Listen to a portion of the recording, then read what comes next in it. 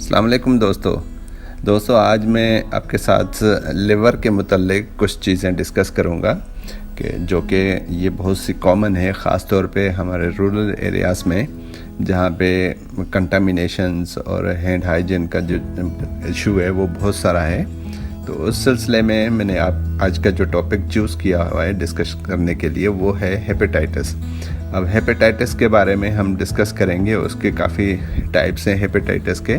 तो step by step और series wise जो मैं अपनी वीडियो बनाऊंगा वो hepatitis A, hepatitis B, hepatitis C, hepatitis D और हेपेटाइटिस ई के बारे में आपको मैं डिफरेंट वीडियो के थ्रू बताऊंगा। तो आज की जो सीरीज़ है उसके जो पहला वीडियो मैं आपको के साथ शेयर करूंगा वो होगा हेपेटाइटिस ए। अब हेपेटाइटिस ए क्या है, हेपेटाइटिस ए क्यों होता है, हेपेटाइटिस ए के क्या साइन और सिम्टम्स होते हैं और हेपेटाइटिस ए के कौन से तदाबीरी इक़दाम आते हैं जिनसे हम अपने आप को हेपेटाइटिस ए से बचा सकते हैं। तो ये सारी चीज़ें मैं आपको इस सीरीज़ में बताऊंगा। तो चलते हैं अपनी वीडियो की तरफ और उम्मीद करता हूं कि ये वीडियो भी मेरी आपको पसंद आएगी। दोस्तों, हेपेटाइटिस ए के ऊपर जाने से पहले मैं आपको थोड़ा सा नटशेल में एक इंट्रोडक्शन दे दूं कि हेपेटाइटिस है क्या चीज़, और जो हमारा लिवर है जिसको हम जिगर भी कहते हैं, तो वो कहाँ पे होता है सिचुएटेड, और कौन सी चीज़ें जो हैं वो उसको हेपेटाइटिस को प्रोवोक करती हैं। तो हेपेटाइटिस है क्या चीज़, पहली बात तो हेपेटाइटिस जो है उसका जो मीनिंग है वो है इन्फ्लेमेशन ऑफ लिवर। जो लिवर और जिगर का जो इन्फ्लेमेशन होता है उसको हम हेपेटाइटिस कहते हैं। अब हेपेटाइटिस किन किन चीज़ों से होता है, वो होता है टॉक्सिन्स की वजह से होता है, काफ़ी सारी ड्रग्स होती हैं जिनकी वजह से हेपेटाइटिस हो सकता है, फिर कुछ डिजीज़ हैं जिनकी वजह से हेपेटाइटिस भी हो सकता है। आप जैसे हेवी अल्कोहल यूज़र हैं तो उसकी वजह से भी आप क्रोनिक कंडीशन में ये हेपेटाइटिस हो सकता है उसमें, और बैक्टीरियल इन्फेक्शन की वजह से हो सकता है, वायरल इन्फेक्शन की वजह से हो सकता है। तो ये बहुत सारे कॉजेज़ हैं जो हेपेटाइटिस करवाते हैं। और हेपेटाइटिस आल्सो ये एक नाम है वायरल इन्फेक्शन का जो उस फैमिली में आ जाता है जो लिवर को जाके अटैक कर देता है। तो उसके जो बहुत सारे कॉमन कॉजेज़ हैं हेपेटाइटिस के, उसमें hepatitis A, hepatitis B, hepatitis C, hepatitis D और हेपेटाइटिस ई है। ये पूरी एक फैमिली है वायरल इन्फेक्शन की। अब मैं मुख्तसरन आपको लिवर के बारे में बताऊं, जिसको हम जिगर कहते हैं, कि वो है क्या चीज़ और वो कहाँ पे होता है और उसके क्या क्या फंक्शंस हैं।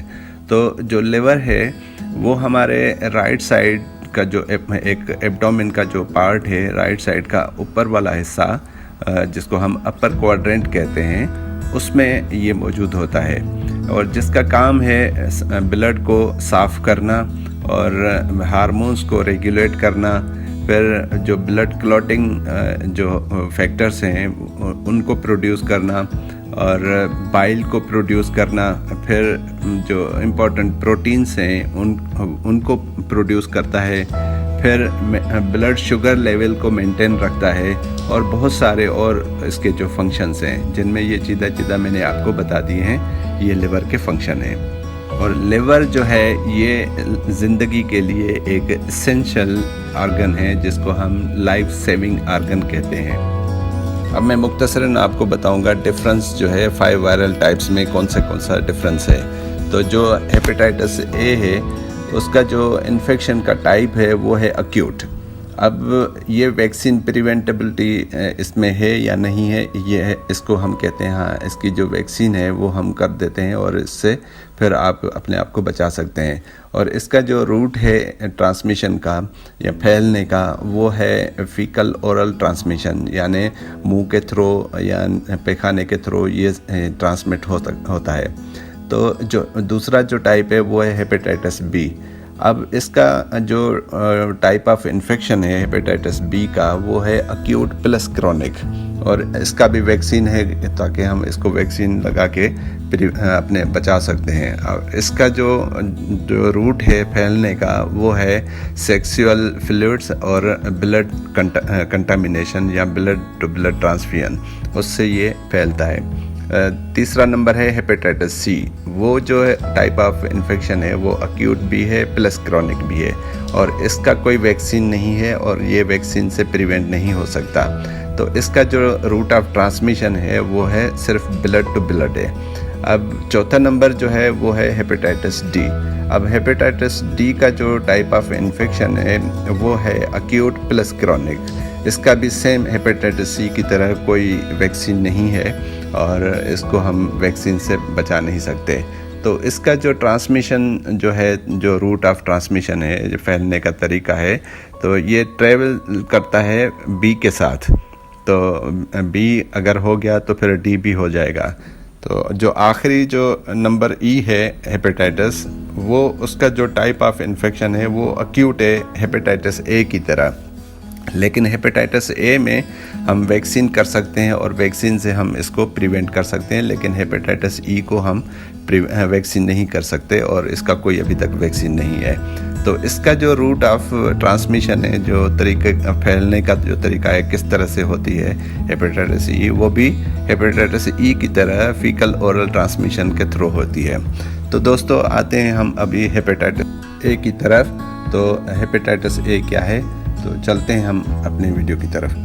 तो दोस्तों अब हेपेटाइटिस ए क्या है, अब पहले उसकी डेफिनेशन आपको मैं बताऊं कि हेपेटाइटिस ए जो है एक वायरल डिजीज़ है जो डायरेक्ट लिवर को इफ़ेक्ट करती है और उसमें इन्फ्लेमेशन क्रिएट कर देती है और लिवर का जो फंक्शन है उसको कम कर देती है।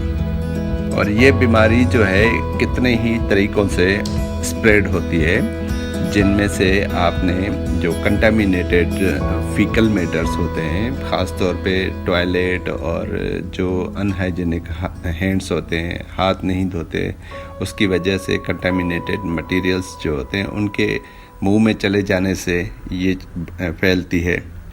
और जो ख़ास तौर पे कंटामिनेटेड फूड होता है, जो प्रॉपरली कुक्ड फूड नहीं होता, उसके खाने से भी ये जिस्म में फैल जाती है। तीसरे नंबर पे जो हम पानी पीते हैं वो कंटामिनेटेड पानी होता है, जो साफ़ सुथरा नहीं होता, ख़ास तौर पे देहातों में और जो होटलों में या ऐसी जगहों पे जहाँ पे बर्तन साफ़ नहीं होता या पानी जो है वो कंटामिनेटेड होता है, उसके पीने से भी ये आपके जिस्म में फैल जाती है।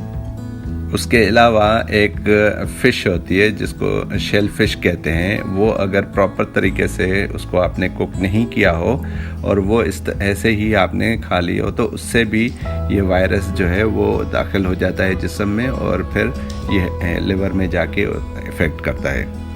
या फिर एक ऐसे इंसान जो हम बिस्तरी करता है, जो ऑलरेडी वो इन्फेक्टेड है वायरस से, हेपेटाइटिस ए से, अगर वो अपनी बीवी या इलीगली कोई भी अगर सेक्सुअल कांटेक्ट रखता है किसी से, तो उससे भी ये चीज़ फैल सकती है। फिर दूसरा ये है कि अगर आपने कोई ब्लड डोनेट किया है और उस ब्लड में हेपेटाइटिस ए पाया गया है, तो वो भी आपके जिस्म में जाके वायरस आपके जिस्म में वो फैल जाएगा। और इस डिज़ीज़ के जो सिम्टम्स हैं वो फ़ौरन ज़ाहिर नहीं होते। आफ्टर फ्यू वीक्स के बाद जो है वो सिम्टम्स जिस्म में ज़ाहिर होना शुरू हो जाते हैं। और उनमें से कौन से अलामात आपके जिस्म में ज़ाहिर होंगे वो मैं आपको अभी बताता हूँ। जिसमें से आपको लो ग्रेड फीवर होगा, फिर जिस्म का थकना, फटीग हो जाना वो ज़ाहिर होगा, फिर नोज़िया सी आपको फील होगी, फिर वोमिटिंग आएगी, एब्डोमिनल पेन का होना, फिर क्ले कलर जो आपके आंतों की मूवमेंट है या स्टूल का पास होना, आपका जो यूरिन है वो डार्क कलर का हो जाएगा, फिर आपके जो घुटने हैं उनमें दर्द सा महसूस होगा। अब ये सारी अलामात तकरीबन हर एक में होती हैं, लेकिन कुछ ऐसे भी पेशेंट्स होते हैं जिनमें ये सारी चीज़ें नहीं होती। उसमें से कुछ चंद जो चीज़ें हैं वो होती हैं और कुछ नहीं होती। इस बीमारी का कोई स्पेसिफिक ट्रीटमेंट नहीं है और ये जो बीमारी है हेपेटाइटिस ए, इसके जिस्म में दाखिल होने के बाद कुछ वीक्स के बाद इसके सिम्टम्स नज़र आना शुरू हो जाते हैं और जो हम फिर इसके एक वैक्सीन आता है हेपेटाइटिस ए का, वो वैक्सीन देते हैं। तो वो वैक्सीन भी विदिन 2 वीक्स के अंदर अंदर उसका इफ़ेक्ट होता है। सपोज़ करें अगर आपको आज बीमारी हुई है या हेपेटाइटिस ए आपको ज़ाहिर हुआ है इन्वेस्टिगेशन कराने के बाद, तो इसके विदिन 2 वीक्स में अगर आपने वैक्सीन करवा दी तो फिर उसका असर आपके जिस्म में होगा। अगर 2 वीक्स के बाद अगर आपने वैक्सीन करवाएंगे तो फिर उसका कोई असर नहीं होगा आपके जिस्म में।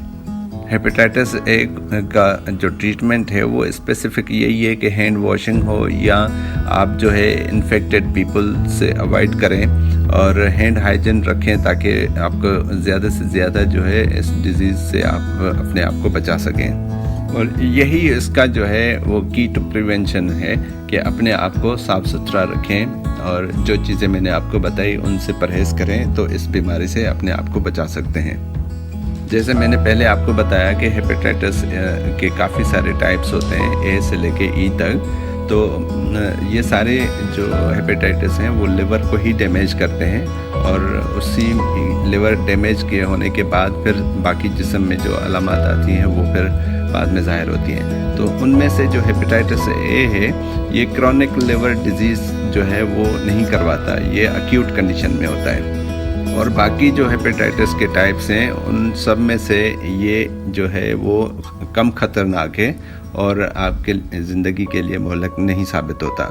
बाकी जो टाइप्स हैं वो काफ़ी डेंजरस हैं, तो वो जब मैं वीडियो बनाऊंगा आप लोगों के लिए तो फिर उसमें आपको डिटेल में बताऊंगा।